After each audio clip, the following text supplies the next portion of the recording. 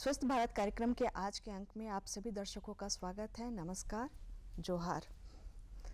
गर्भावस्था पूरे 9 महीने की होती है और इस पूरे 9 महीने में बदलते मौसम का प्रभाव गर्भवती महिला पे पड़ता है। गर्मी के मौसम में गर्म का खतरा, जाड़े के मौसम में ठंड लगना और बारिश के मौसम में अगर महिलाएं भीग जाएं तो उससे भी तरह तरह की समस्याएं होती हैं। ये तो मौसम की बात है। मौसम के अलावा अगर महिला मधुमेह से पीड़ित है या हृदय रोग से ग्रसित है और ऐसे में गर्भवती होती हैं तो उनमें भी कई तरह की समस्याएं देखने को मिलती हैं। इसके अलावा अगर शरीर में खून की कमी है या कुपोषित है महिलाएं तो भी कई तरह की समस्याएं गर्भवती महिलाओं में देखने को मिलती हैं। अब आप ये सोच रहे होंगे कि आज मैं इतना सारा गर्भवती महिलाओं के बारे में बात क्यों कर रही हूँ, क्योंकि आज हमने विषय ही रखा है गर्भावस्था। गर्भावस्था के दौरान होने वाली स्वास्थ्य समस्याएं एवं उनका उपचार। चलिए आज के इस कार्यक्रम में हम इसी विषय पे चर्चा करते हैं और हमारे कार्यक्रम में स्त्री रोग विशेषज्ञ डॉक्टर करुणा शाहदेव हैं। डॉक्टर करुणा, आपका हमारे कार्यक्रम में स्वागत है। नमस्कार, जोहार। जोहार जी, चूँकि आज हम बात कर रहे हैं गर्भावस्था की, तो हम जानना चाहेंगे कि क्या गर्भ धारण करने से पूर्व महिलाओं को कोई जांच करवानी चाहिए? गर्भ धारण से पूर्व तो जांच करानी चाहिए। हमें तो ऐसा लगता है कि शादी करने के पहले भी जांच करा लेनी चाहिए जी। क्योंकि बहुत सारी ऐसी बीमारियां हैं ना जो जिन लोगों को है, तो बेहतर है कि वो शादी करे ही ना, है ना। जी जी। और इसीलिए हमको लगता है कि शादी के पहले ही हीमोग्लोबिन करा लेना चाहिए, आरएस टाइपिंग ग्रुपिंग करा लेना चाहिए, क्योंकि अगर पेशेंट नेगेटिव रहती है और अगर हस्बैंड भी उसको नेगेटिव मिल जाए तो बहुत अच्छा रहता है। फिर एचआईवी ऑस्ट्रेलिया एंटीजन करा लेना चाहिए, क्योंकि अगर वो पेशेंट एचआईवी से पीड़ित है तो बेहतर है कि वो शादी ना करे। ऑस्ट्रेलिया एंटीजन अगर पॉजिटिव है तो उन लोगों को भी इलाज के बाद ही शादी करने से ठीक रहता है। उसी तरह थैलीसीमिया हुआ, ये सिकल सेल एनीमिया हुआ, अगर वो मेजर डिग्री का है तो हमारे हिसाब से उन लोगों को विवाह नहीं करना चाहिए। या मेजर हार्ट का डिजीज़ है और या कैंसर से ग्रसित है, ऐसी माँ बाप बहुत सारे ऐसी लड़कियों को छुपा करके शादी कर देते हैं और उसके बाद माँ बाप भी परेशान होते हैं और लड़की भी परेशान होती है और उसके घर वाले भी परेशान होते हैं। तो खैर ये तो शादी के पहले की बात है, पर अगर शादी हो गई आपकी और आप प्लान कर रही हैं प्रेगनेंसी के लिए तो कुछ ब्लड टेस्ट आपको पहले ही करा लेना चाहिए और उसमें ये सब है कि हम लोग हीमोग्लोबिन करा लें, देख लें कि एनीमिया तो नहीं है, एचआईवी ऑस्ट्रेलिया एंटीजन और थायराइड के लिए देख लेना चाहिए, ब्लड शुगर देख लेना चाहिए, थैलीसीमिया के लिए देख लेना चाहिए। ये सब टेस्ट जरूर करा लेना चाहिए और कराने के बाद उचित डॉक्टर से सलाह लेकर के ही आप गर्भ धारण करिए तो बहुत अच्छा होगा। जी जी, सुनने में बड़ा अटपटा लगता है। लोग सोचेंगे कि ये गर्भ धारण करने से पहले ये जांचें क्यों करवाई जाए। पहले होता था कि ये सुयोजित नहीं होता था, लेकिन आजकल के जो वैवाहिक दंपति हैं वो पूरी तरह से प्लानिंग करके गर्भ धारण मतलब बच्चे के बारे में प्लान करते हैं कि हाँ अब हमें बच्चा चाहिए। तो जब इस तरह से प्लानिंग कर रहे हैं कि हाँ अब हम सेटल्ड हैं, हमें बच्चा चाहिए, तो उस टाइम इस तरह की शारीरिक जांच भी करवानी बहुत ज़रूरी हो जाती है। और जैसा आपने जिक्र किया कि हाँ शादी के समय भी कुछ जांच करवानी चाहिए, क्योंकि कई बार ऐसा देखा जाता है कि शादी के बाद निसंतानता का जो एक स्टाम्प महिलाओं पे लगाया जाता है, अगर वो पहले से ही जान जाएं कि हाँ मेरे में इस तरह की कमी है और इस तरह की समस्याएं आने वाली है, तो आगे चलकर जो समस्या का सामना करना है उससे पहले ही वो उसके लिए तैयार हो जाए। एक तरह से कहें कि हाँ तैयार हो सकती हैं। अब आपने बताया कि कई तरह की समस्याएं आती हैं, तो उन सारी समस्याओं को एक एक करके हम जान लें तो और अच्छा रहेगा। सबसे ज़्यादा जो देखा जाता है वो है खून की कमी। हमारे यहाँ गर्भावस्था छोड़िए, किशोरावस्था से लेकर प्रौढ़ावस्था, युवावस्था सब में महिलाओं में खून की कमी देखी ही जाती है। तो अगर गर्भवती महिला है और उसमें खून की कमी है तो ऐसे में क्या क्या समस्याएं आ सकती हैं? ये अब तो सरकार इतना कोशिश करती है कि हम लोग एनीमिया से लड़के इसको जीत लें, है ना। कोशिश तो बहुत करती है। हर स्कूल में आयरन का गोली दिया जाता है और जो बहुत लोगों को हीमोग्लोबिन इसलिए भी कम हो जाता है कि उन लोगों को पेट में कीड़ा रहता है, उसको कीड़ा को हटाने का भी दवा दिया जाता है, फिर भी हम लोग एनीमिक हैं। और हम लोग को ये इतना दुख लगता है कि छोटा सा ध्यान अगर हम लोग रखें तो एनीमिया नहीं होगा, लेकिन लोगों को पता ही नहीं रहता है। ये देखने को आता है कि बहुत सारी अच्छे घर की महिलाएं हैं जिन लोगों को खाने पीने का कोई कमी नहीं है, पैसा का कमी नहीं है, वो जो चाहे खा सकती हैं, लेकिन उनको पता ही नहीं है कि क्या खाना है, या पता है तो वो जीभ उसको अलाउ नहीं करता है और खून का कमी हो जाता है। देखिए, खून तो शरीर के लिए सबसे अति आवश्यक चीज़ है। अगर खून की कमी हो जाए तो मनुष्य मर ही जाता है, और नहीं मरता है, केवल कम कमी है तो बहुत तरह का शारीरिक कमजोरी आ जाता है और बच्चा भी कमज़ोर हो जाता है। क्योंकि बच्चा जो पैदा होता है वो शुरू के 6 महीने में उसके दूध में आयरन नहीं रहता है, तो वो अपने लीवर में आयरन को स्टोर करके बेचारा पैदा होना चाहता है, ताकि वो शुरू का 6 महीना जब उसको आयरन वाला फूड नहीं मिलेगा तो वो उस आयरन से अपना काम चलाए। तो अगर माँ ही एनीमिक रहेगी तो बच्चा अपना आयरन का स्टोर कैसे बनाएगा? इसीलिए एनीमिया का इलाज होना बहुत ज़रूरी है। लेकिन ऐसा है कि शुरू के 3 महीने में, गर्भावस्था के शुरू के 3 महीने में हम लोग आयरन नहीं दे सकते हैं बच्चों को। तो इसीलिए उसमें खान पीन से ही उसको अपने आयरन के कमी को देखना चाहिए और दूर करना चाहिए। 3 महीना के बाद से फिर हम लोग आयरन सप्लीमेंट करते हैं। तो हम लोग ये बता दें कि आयरन कैसे कैसे हम लोग को मिलेगा। तो सोयाबीन आप लीजिए, उसमें प्रोटीन रहता है, आयरन में हीम और ग्लोबिन रहता है, मैंने प्रोटीन रहता है और आयरन रहता है। तो उन दोनों को मिला करके अगर देखें तो प्रोटीन होना चाहिए और आयरन का।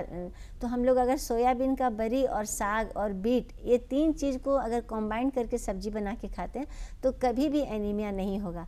जिन लोगों के पास पैसा है वो लोग बेदाना खा सकते हैं, वो लोग खजूर खा सकते हैं, और जिन लोगों के पास पैसा का कमी है वो चना गुड़ ले सकते हैं। माने ऐसे साधारण चीज़ है जिसका ध्यान अगर हम लोग दें तो एनीमिया नहीं होगा।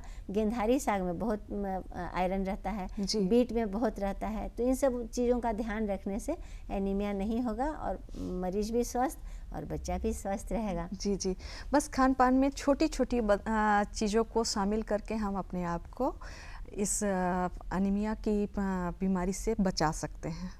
और प्लस दवा तो है ही, जितना भी आयरन टैबलेट सब है, और उसका सिरप फॉर्म में भी आता है, उसको लेकर के भी उसको उस कमी को दूर किया जा सकता है। जी, अभी आपने जिक्र किया फॉलिक एसिड, तो फॉलिक एसिड की ज़रूरत गर्भवती महिलाओं को क्यों पड़ती है? फोलिक एसिड बहुत सारे, माने फोलिक एसिड के कमी से बच्चा बहुत तरह का उसको कमी आ जाता है, न्यूरोलॉजिकल डिफेक्ट आ जाता है बच्चों में। इसीलिए कायदे से तो अगर आप प्रेगनेंसी प्लान कर रहे हैं तो पहले से ही आप फोलिक एसिड लेना शुरू कर दीजिए।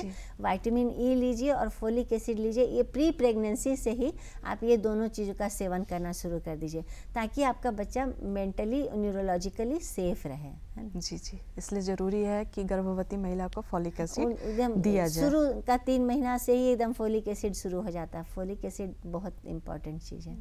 जी। अब बात कर लें मधुमेह से पीड़ित महिलाओं की। अगर कोई महिला मधुमेह से पीड़ित है तो उनको किन किन बातों का ध्यान रखना चाहिए अपनी गर्भावस्था के लिए? ये मधुमेह जो है ना, ये कई तरह का है। एक टाइप 1 होता है, एक टाइप 2 होता है। टाइप 1 होता है जो उन लोगों का इंसुलिन डिपेंडेंट वो लोग ज़्यादा होते हैं और कम ही उम्र से हो जाता है। और बाकी लोग हैं जो ज़्यादा उम्र में आ जाते हैं, 40-45 के बाद डायबिटीज़ होने लगता है। लेकिन एक होता है जेस्टेशनल डायबिटीज़, अर्थात ऐसे डायबिटीज़ नहीं था लेकिन प्रेगनेंसी का स्ट्रेस जब उनको आया तो उनको डायबिटीज़ हो गया। तो ऐसे लोगों को बाद में चल के वो लोग टाइप 2 डायबिटीज़ डेवलप कर लेते हैं। लेकिन ये जो जेस्टेशनल डायबिटीज़ है, इसी को डायग्नोज करने के लिए ही हम लोग, जब पेशेंट पहली बार हम लोगों के पास आती है तो हम लोग जो ब्लड टेस्ट करते हैं उसमें ब्लड शुगर भी रहता है।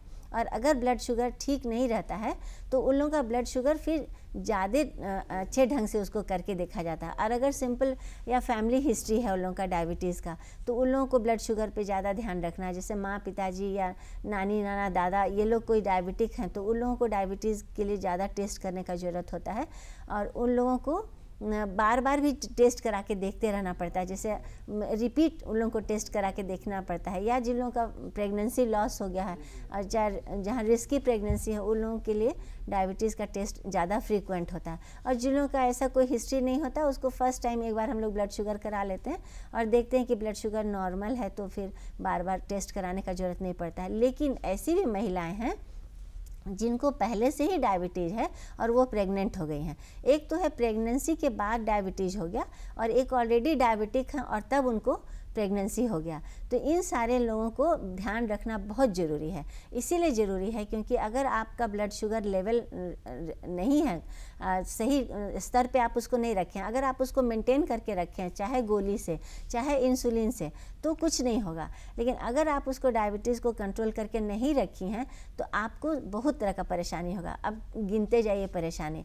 आपको एबॉर्शन का चांस है ना, आपका बच्चा बहुत मोटा होगा, देखने में तो बहुत मोटा होगा पर अंदर से कमज़ोर होगा।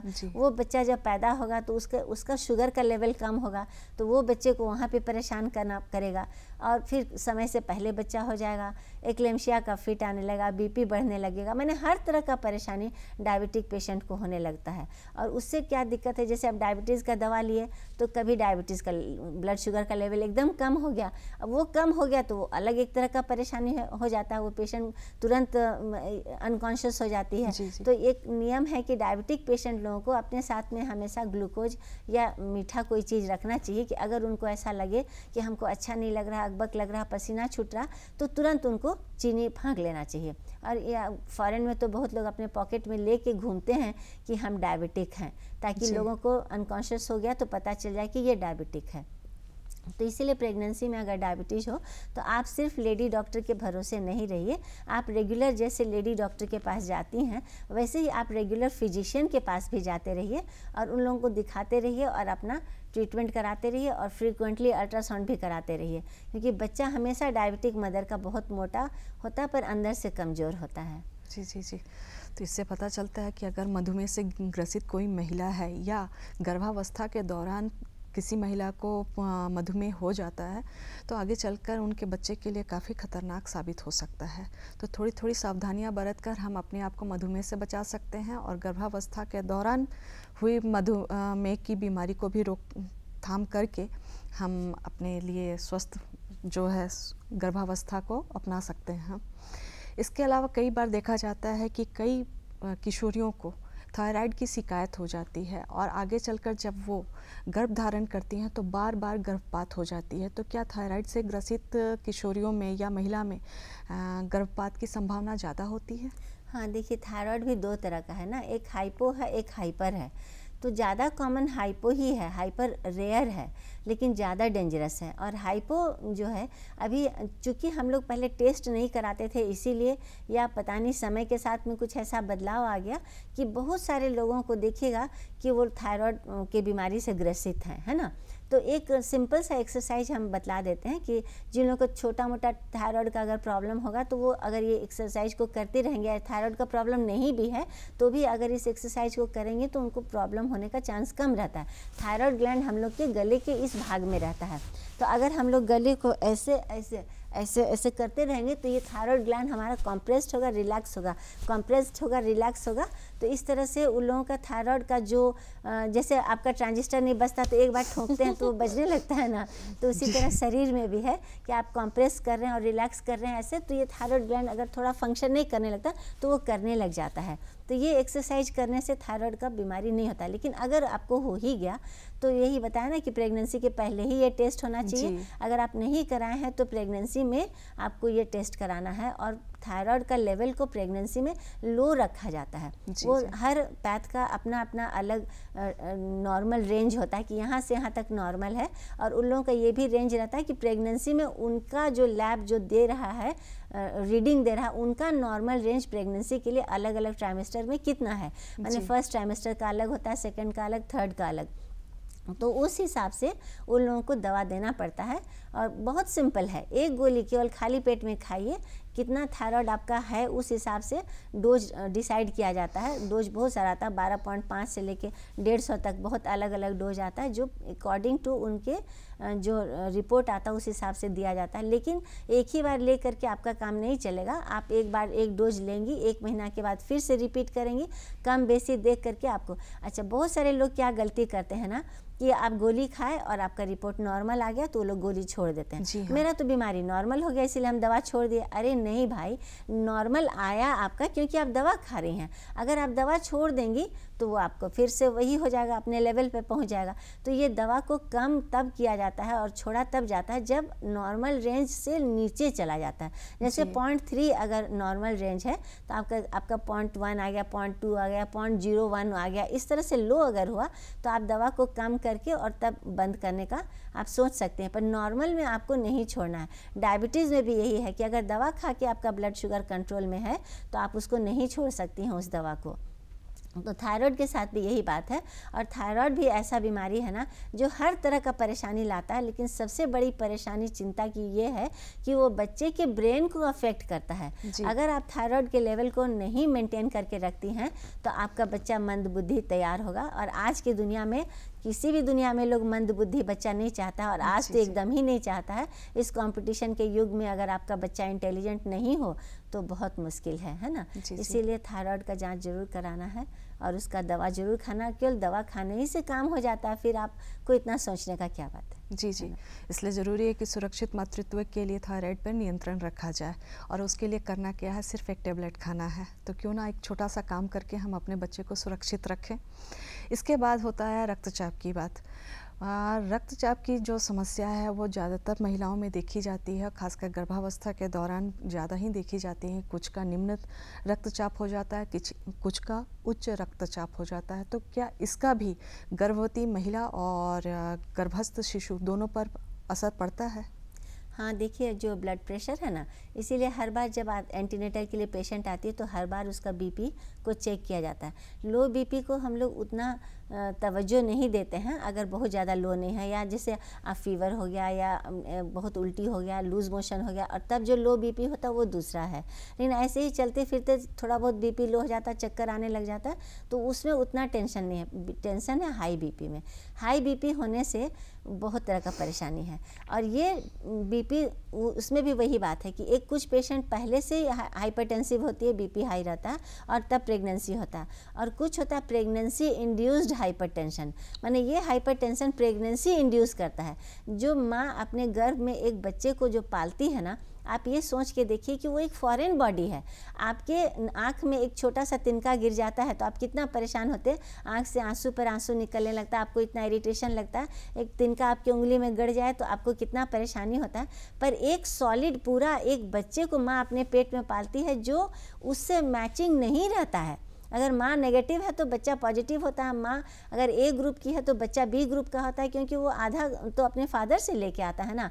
तो वो माँ के पेट में एक फॉरेन बॉडी है, लेकिन भी वो फॉरेन बॉडी बहुत अच्छे तरह से भगवान के सिस्टम से वो पैदा होकर निकल जाता है, लेकिन वो कभी कभी माँ को ब्लड प्रेशर इंड्यूस कर देता है, ब्लड प्रेशर माँ का बढ़ जाता है। तो इसीलिए हमेशा ब्लड प्रेशर चेक करके देखना चाहिए। और ख़ासियत ये है कि ये ब्लड प्रेशर बिना चेक किए शुरू में पता ही नहीं चलता है।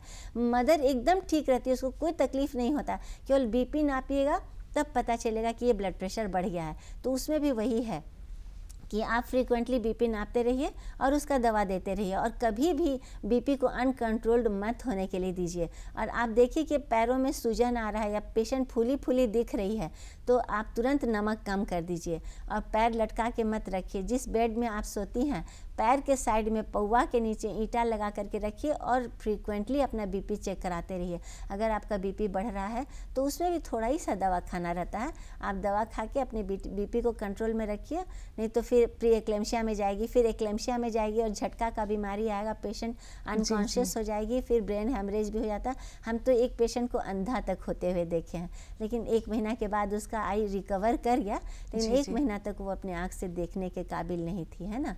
इसीलिए ब्लड प्रेशर भी ज़रूर चेक कराते रहना चाहिए। जी, आपने कहा कि बहुत ही खतरनाक हो सकता है अगर कोई महिला रक्तचाप के बढ़ने की वजह से अंधी हो जाए, तो ये बहुत ही खतरनाक है। इसलिए ज़रूरी है कि हम हमेशा ध्यान में रखें। और ऐसा आजकल तो होता है कि जब भी आप गर्भावस्था के दौरान डॉक्टरी जांच के लिए जाए तो वहाँ पे आपकी खून की जांच की जाती है, ब्लड प्रेशर लिया जाता है, वज़न लिया जाता है, और तब पता चलता है कि हाँ, ये जो गर्भवती महिला है उसकी जो स्थिति है वो सामान्य है या नहीं है। इसके बाद हम जानना चाहेंगे कि क्या बढ़ती उम्र में गर्भ धारण करने पे ज़्यादा समस्या आती है? हाँ, कहते तो हैं कि ऐसे ही फर्टिलिटी ही कम हो जाता है। जैसे जी। जैसे उम्र बढ़ने लगता है बच्चा रुकने का पावर ही कम हो जाता है। लेकिन भी लोग गर्भवती होते ही हैं, और जिन लोगों को बच्चा नहीं रुकता है इलाज कराते कराते IVF सेंटर से जाते हैं, वो लोग बच्चा लेके आते हैं, बच्चा होता है। लेकिन जो बच्चा होने का हमको लगता है बेस्ट उम्र 18, 19, 20, 24, 26 इतना ही उम्र तक ना बेस्ट उम्र होता है गर्भ धारण करने के लिए। माँ का शरीर पूरा स्वस्थ रहता है, हर तरह से माँ फिट रहती है, शरीर का अंग बनावट ठीक रहता है, माँ का दिमाग भी ठीक रहता है, बुद्धि ठीक रहता है, हर तरह से वो परफेक्ट रहती है। लेकिन आज के समय में जब लड़की इतना कैरियरिस्ट हो गई है तो वो उम्र ही अब ख़त्म हो गया है प्रेग्नेंट होने के लिए अधिकतर लोगों के लिए। अभी भी साधारण लोगों के घर में लोग सही उम्र में बच्चा होता है, लेकिन जैसे जैसे उम्र बढ़ने लगता है ना, एक तो कई तरह का बीमारी भी होने लग जाता है। जी हाँ। किसी को यूट्रस में फाइब्रॉयड ही हो जाता है, किसी का BP ही बढ़ जाता है, किसी का थायराइड ही गड़बड़ होने लग जाता है। तो उसके साथ साथ शरीर का बनावट भी कड़ा होने लग जाता है, उसका ब्लड सर्कुलेशन उतना अच्छा नहीं रहता है जितना कम उम्र में रहता है। तो उन लोगों का बच्चा हमेशा ग्रोथ रिटार्डेड ग्रोथ का हो जाता है। वो बच्चा पैदा नहीं अच्छा से होना चाहते हैं, पैदा होता है तो रोना नहीं चाहता है। तो इसीलिए कोशिश ये करना चाहिए ना कि जो बच्चा करना 30 साल की उम्र तक आप कर लीजिए तो ज़्यादा अच्छा रहता है। ज़्यादा उम्र का तो परेशानी रहता ही है। जी जी। हमने कार्यक्रम की शुरुआत में ही कहा कि आप जब बच्चे को प्लान कर रहे हैं तो किन किन बातों का ध्यान रखें, कौन कौन सी जांच कराएं। तो यहाँ पर हम ये भी कहना चाहेंगे कि जब आप बच्चे को प्लान ही करने वाले हैं तो क्यों ना थोड़े से कम उम्र में किया जाए। 25, 26, 27 ये उम्र जो है वो बहुत अच्छी है। वहाँ पे जो माँ को भी समस्याएं कम होती हैं और जो बच्चा गर्भ में है उनको भी समस्याएं कम होती हैं। ये तो बढ़ती उम्र की बात थी। कम उम्र में अगर कोई लड़की गर्भवती हो जाती है तो क्या उसमें अलग से समस्याएं देखने को मिलती हैं? उसमें भी बहुत तरह की समस्याएं। तो शरीर का बनावट कंप्लीट नहीं रहता है, मन का भी बनावट कंप्लीट नहीं रहता है, दिमाग का भी बनावट कंप्लीट नहीं रहता है। सब अंग इतना नाजुक और छोटा रहता है कि प्रेग्नेंट तो वो हो जाती है, पर कैसे इतने छोटे उम्र में वो नॉर्मल डिलीवरी हो तो कैसे हो, सारा अंग ही तो एकदम छोटा रहता है ना। तो वो वहाँ पे वो समस्या हो जाता है कि 14 साल, 18 साल, 16 साल, अब तो सरकार शादी करने का उम्र ही नहीं रखा है, लेकिन भी तो शादी हो ही रहा है, और शादी होता तो बच्चा भी हो ही जाता है। लेकिन बहुत ख़राब, एकदम इतना ख़राब, उसका नॉर्मल डिलीवरी अगर होता है तो कहाँ से कहाँ फट जाता है, और उसका सिलाई करना भी कितना मुश्किल होता है। हमेशा के लिए उसका पेशाब रोकने का पावर कम हो जाता है, माने हर तरह का परेशानी है। और फिर वो बच्चा हो कि वो बच्चा अपने रहती है, वो बच्चा को क्या पालेगी, है ना। तो इसीलिए उम्र एक अच्छा ही उम्र होना चाहिए शादी के लिए, ना कम होना चाहिए ना ज़्यादा होना चाहिए। जी जी। अब हम बात कर लें खान पान की। गर्भावस्था के दौरान खान पान का कितना ध्यान रखना चाहिए? हम तो देखते हैं दो तरह के लोग होते हैं। एक जो एकदम ही ध्यान नहीं रखते हैं, उनको कोई मतलब नहीं रहता है खाना पीना से, जो अच्छा लगता है वही खाना है, जो खाना वो नहीं खाना है। और दूसरा ये कि उनके पास रहता ही नहीं है, पैसा ही नहीं रहता खाने पीने के लिए। सूखा रोटी किसी तरह मिल गया, थोड़ा दाल, थोड़ा सब्जी मिल गया तो। लेकिन ये भी हम बता दें, और दूसरे हैं जो इतना कॉन्शियस हैं कि क्या खाएं क्या खाएं क्या खाएं, ये खाएं वो खाएं वो खाएं। ये पूछते हैं अंजीर खा सकते हैं कि नहीं, काजू बादाम कितना खा सकते हैं, केसर कितना खा सकते हैं, मतलब दिन भर केवल खाने का बाद घी ले सकते हैं कि नहीं, बटर ले सकते हैं कि नहीं। और वो खा के अपने भी बहुत मोटी हो जाती है, बच्चा भी बहुत मोटा हो जाता है। वो फिर बच्चा पैदा नहीं होना चाहता, पर शौक रहता है कि बच्चा नॉर्मल ही होना चाहिए। पर आप तो नॉर्मल के लायक दिखते ही नहीं, आपको नॉर्मल कैसे होगा। तो कैलोरी जैसे 2200 कैलोरी हम लोग का चाहिए, और प्रेगनेंसी में 300 कैलोरी केवल ज़्यादा चाहिए। तो इसीलिए किसी भी चीज़ का एक्सेस कभी भी अच्छा नहीं होता। आप उतना लीजिए, पौष्टिक आहार लीजिए और बहुत ज़्यादा मत लीजिए। जैसे हम लोग का इंडियन फूड है दाल भात सब्जी, हम दाल भात सब्जी तो ज़रूर ही लें, और उसमें हम लोग सलाद ज़रूर इंक्लूड करें, उसमें हम अंकुरित अनाज ज़रूर इंक्लूड करें, उसमें हम लोग सोया ज़रूर इंक्लूड करें, और दूध तो मस्ट है, क्योंकि दूध में कैल्शियम भी है और प्रोटीन भी है, तो बच्चे के लिए बहुत स्वस्थकर है। तो ये सब चीज़ का बहुत ध्यान देना है। और सबसे ज़्यादा तो हम ये बोलना चाहेंगे कि खाने में तो आप ज़रूर ध्यान दीजिए। आप बहुत दामी ही चीज़ में फ़ायदा रहता है ऐसा नहीं है। अंकुरित अनाज तो किसी को भी नसीब हो जाएगा।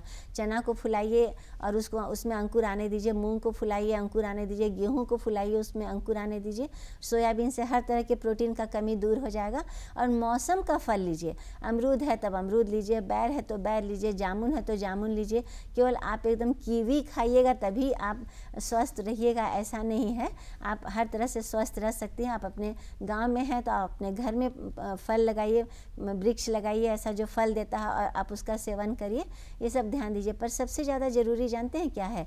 प्रेगनेंसी एक बहुत सुखद अनुभव है और ये इस संसार को बनाने और बचाने के लिए एक बहुत आवश्यक चीज़ है। तो हर समय जैसे आप प्रेग्नेंट हो आप उसी समय से खुश रहना शुरू करिए। आप खुश होइए कि भगवान ने आपको इस काबिल समझा है कि उनके सृष्टि का आप एक भाग बनने जा रही हैं।